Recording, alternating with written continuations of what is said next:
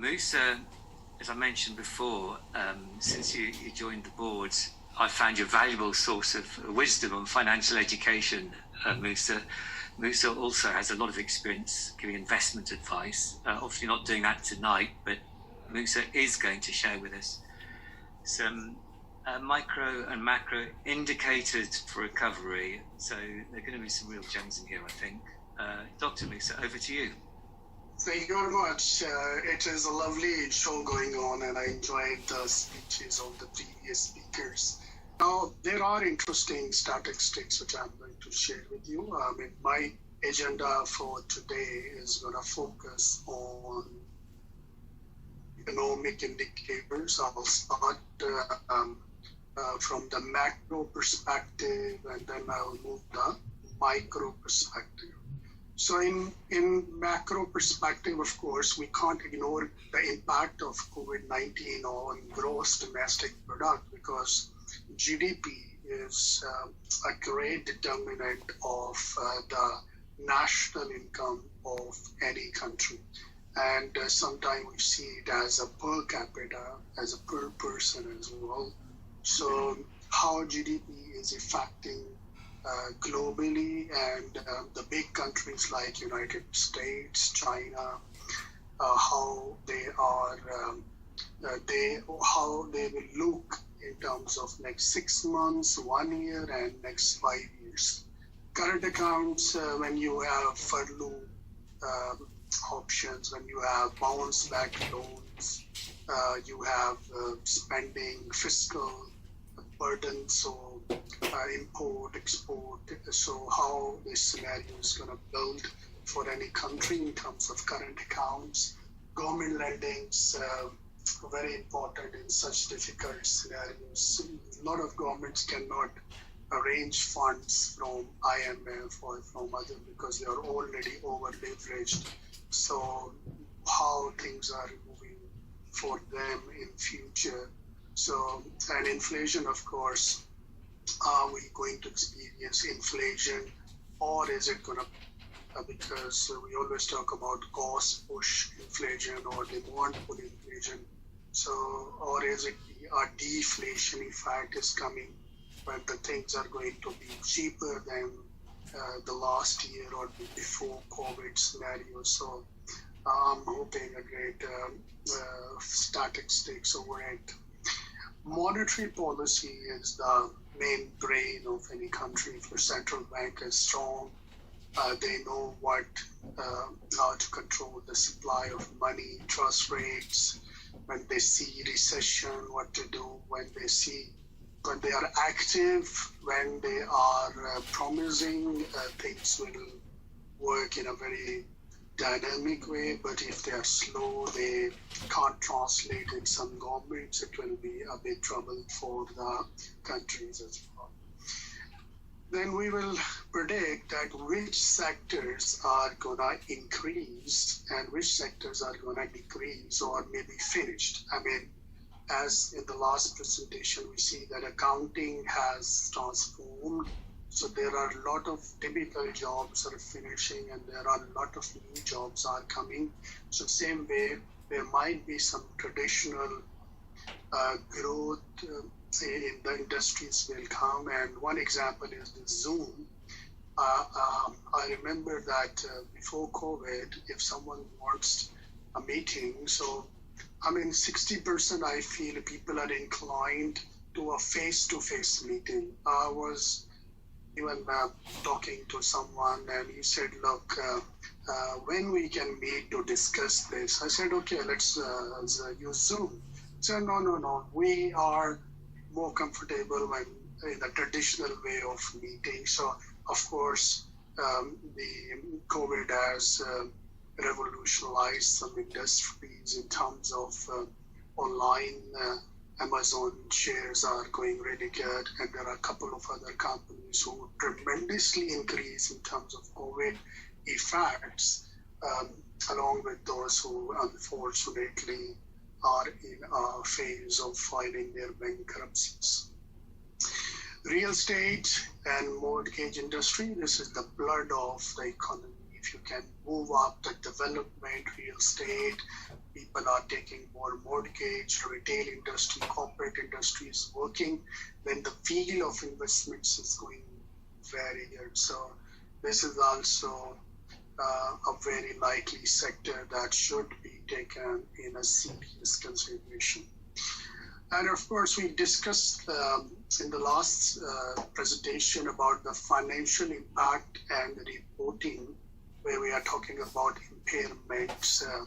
I'm more concerned about impairments because investments are in a bookish value and there is a normal depreciation, but the market value, fair value gaps are coming. So of course, there will be a tremendous impact on the figures. Figures are out of reality, and obviously the impairment reviews need to be done because, according to US GAAP, the conditions for impairment has been proven, and there is a market indication that there's a gap between carrying values and fair values.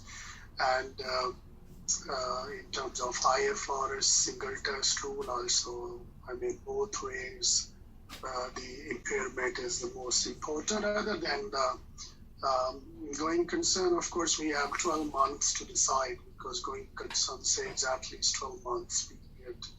You need to wait for you will be continuing your business. So if you have an audited report somewhere in February, March, so still you have a bit of time. We will discuss, now the world is connected, so it's not about Europe and UK, it's about what China is doing, what America is doing, what the global powers are doing. It will directly impact the conditions people living in Europe and UK. So that's also a really, really important aspect of our discussion. And of course, in the last, we are going to conclude about our future outlook, how it goes. I'll request Chris Allen, please, once my time is finished, you can intervene, so I should not exceed my time. Oh, but we're enjoying it, Musa. Carry on. Thank you very much. So let's start. These figures are very authentic and they are taken from very reliable sources. So if you see, we have forecasts for 2014, 15, 16, 17, 18, 19, and 22. So I select some countries which are actually of the interest of, you can say, you can see the most interested economies as a general perception. So if you see Canada, 2020, minus 6.2. This is real GDP growth trending. Now let's talk about why it's important to talk about GDP. See, the gross domestic product in a country is like my income, your income, income of everyone living in a country. So if we have more incomes, we have more tendency to spend and save, and it's going to create an employment, investment, and the country is going to grow. So the higher and higher GDP depicts that consumption, production is really good, and there's no demand and supply gap, things are aligned. And that's the ideal scenario that everyone is actually looking for. So, but when you see GDP is decreasing, this is a very alarming situation, because it will have the reciprocal effect, like people will become poor, they will not have spendings, government will lose money, there will be less revenue in terms of tax collection, and if there is a less tax, there will be less spending.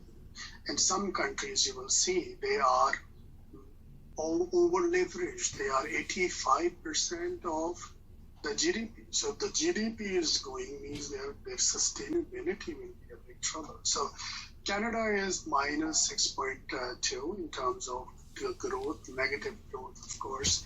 China, which determines the economies nowadays because of their economic exports to everyone and imports as well. So you can see that they are very low. So this year we are, according to the data scientists and the predictions made on certain models, it says that the shape of the 2020 is not going to be so easy.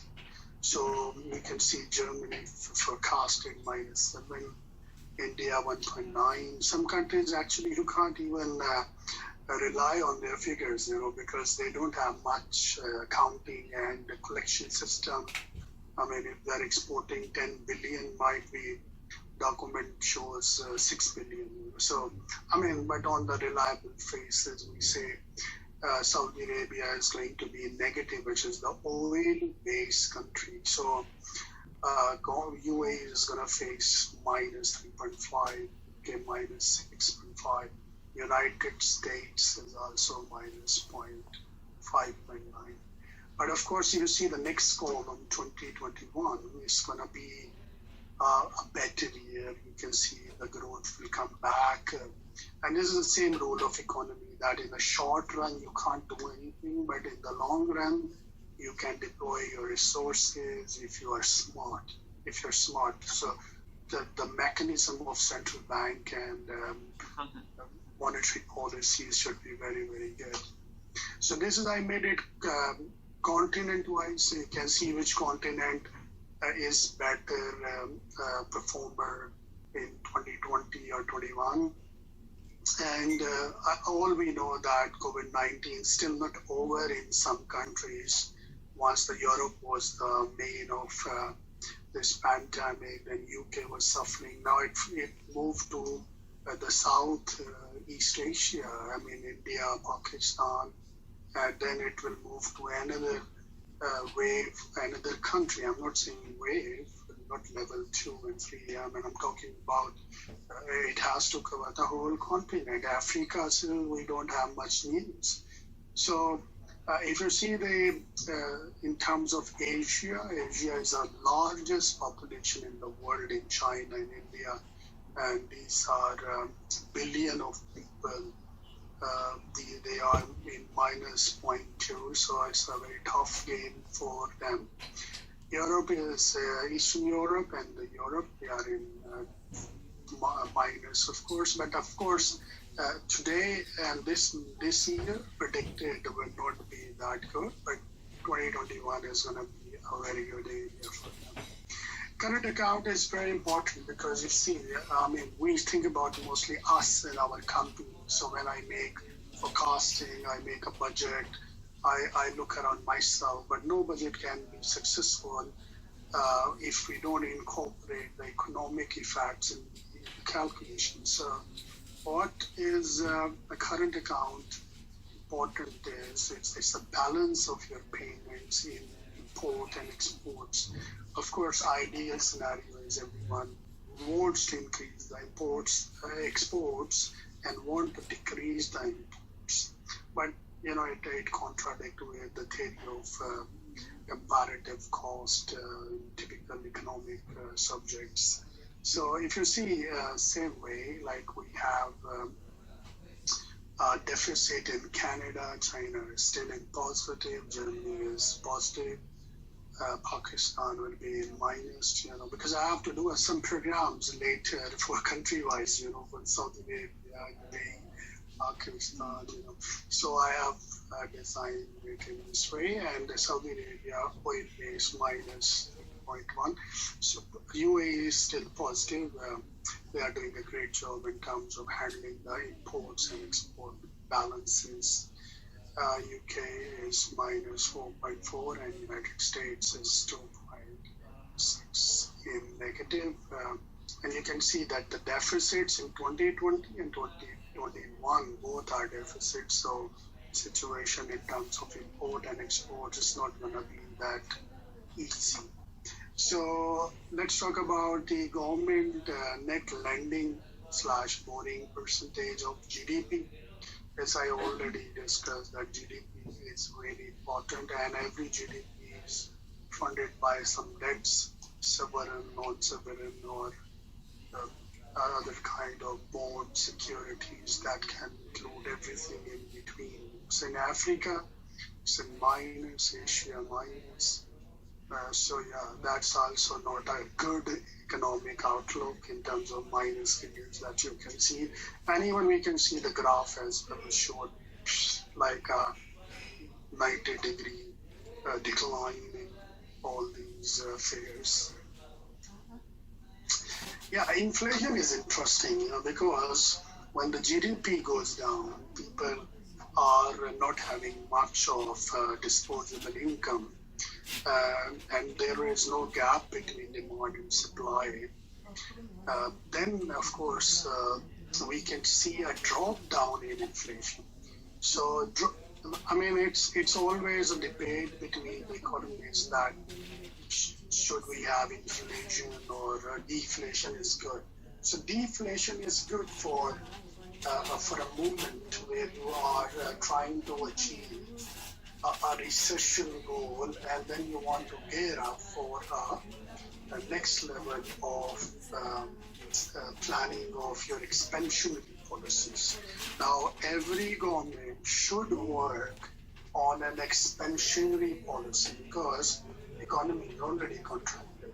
People are working from the home, but working from the home is just few professions. If you see all NHS doctors, even in the COVID scenario, they were going to their job. Like engineers who work technically, they were doing their jobs. And only the few professions you can ask them to work from the home. Not for everyone, you cannot do that. Aviation industry was closed and all that.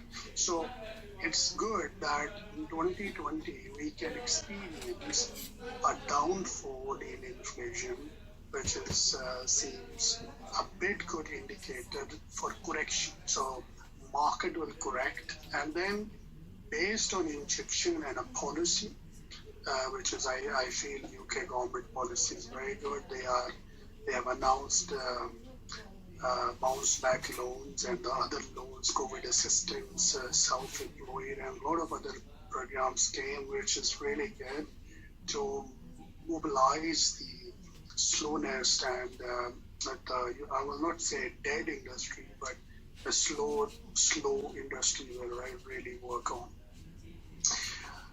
Let's talk about monetary indicators. Monetary indicators are really important. Actually, if I am a business and I have a very nice idea and banks are not lending me, so all this will goes waste. So the approach of central bank in any country is really, really important. And for that, the coordination with the commercial banks, with central bank is really important. Some countries, they are suffering from this to show that they have a beautiful plug and play monetary policy, but there is no coordination between commercial banks and the monetary authorities, and that causes money laundering and other kind of issues. So that's where we need to work on. So the first thing that is very, very important is your financial stability. There are indicators for financial stability which shows that if you are losing stability or you are gaining stability, central bank has to be very, very active. I'm talking about German, that generally all the central banks should intervene with commercial bank. They should launch the products, because not every country is the same, and some countries are good in tax collection. They have surplus reserves, so they can use it in this time. But there are countries who are really in deficit. So in that time, just to save people from hunger, starvation, because if populations are really high, then it's really difficult to survive. Liquidity and capital reserve ratios we have to monitor. In such time when there is a recession, commercial banks stops lending most of the time, the big lending, and they get a lot of liquidity. So as a common strategy, they shifted to the retail customers because it's then a corporates. So liquidity will be obviously higher in the market, and But in terms of spending and lending, this is really a big challenge. Debt to asset ratio is always very important. How many assets, national assets, and how many national debts you have. So in terms of country, of course, but in terms of your preparation for the bankruptcy, of course, debt to asset ratio will definitely violate. You will have a lot of leverage and you will be in a big trouble because demand and supply cycle, once it effect because of COVID-19, there is people want to buy something, but they are not sure about their life, their future, what they are going to do. So they become fear and they stop buying normal things and luxury in the far away stuff. So if someone is into 7-star hotels, luxury aeroplanes, charter flights, tourism, this all has gone since over 7-8 months. Risk-weighted assets, we now have to readjust our risk with the assets that previously it was a different scenario. Now risk has to be enhanced. Stress testing is really important. Stress testing for the companies, for the funds, for the economy is really important because we need to give a stress that after this whole COVID-19 scenario, during this, I will not say it's over, so during this scenario, how they are going to handle the overpricing, sustainability, maybe if they do stress testing, they can at least find out some organizations which can be funded and saved from bankruptcy. So stress testing is very important. In the start, we had an expert of hedge funds. So of course, you have hedging is, I would love if you can contribute on this about the hedge funds issues, because hedge funds these are alternative investments and they are very less liquid and they are less transparent as well. And so the hedge funds that has been made for this scenario, COVID-19, it would be a very tough situation for them. I'm not talking about a particular fund being very good, but there would be a bad shape along with it as well. So foreign exchange is also a big issue. CD obligation is collateral debts, your tranches, how you divide your risk and the returns. Operational risk are increasing. This is we need to address. Pension risk, insurance, because insurance mechanism is very simple. Like you deduct some money, put in the fund, and the fund is losing value. So of course your asset is converting into a liability. So in that scenario, and the hurdle rates are very important. Like there was a forecast for the hurdle rate 2020, but this hurdle rate is totally different. So we need to work on hurdle rates as well. Market volatility, stock, alternative exchanges, they are not as before. So then we have to see about the long-term bonds which we issued for 99 years, like United States government has 99-year bonds. So we have to see the corporate bonds. Junk bonds are high risk, so in such high risk, they are interesting because high risk, high return formula is always workable. And oil prices is a great determinant. In the COVID scenario, we saw oil prices went in negative. There was no storage. And people are not consuming because there is no, factories are closed and there is no production. So this whole demand and supply gap is for the monetary indicators is really important. I put some statistics from the UK in terms of the economy, so it's interesting to highlight.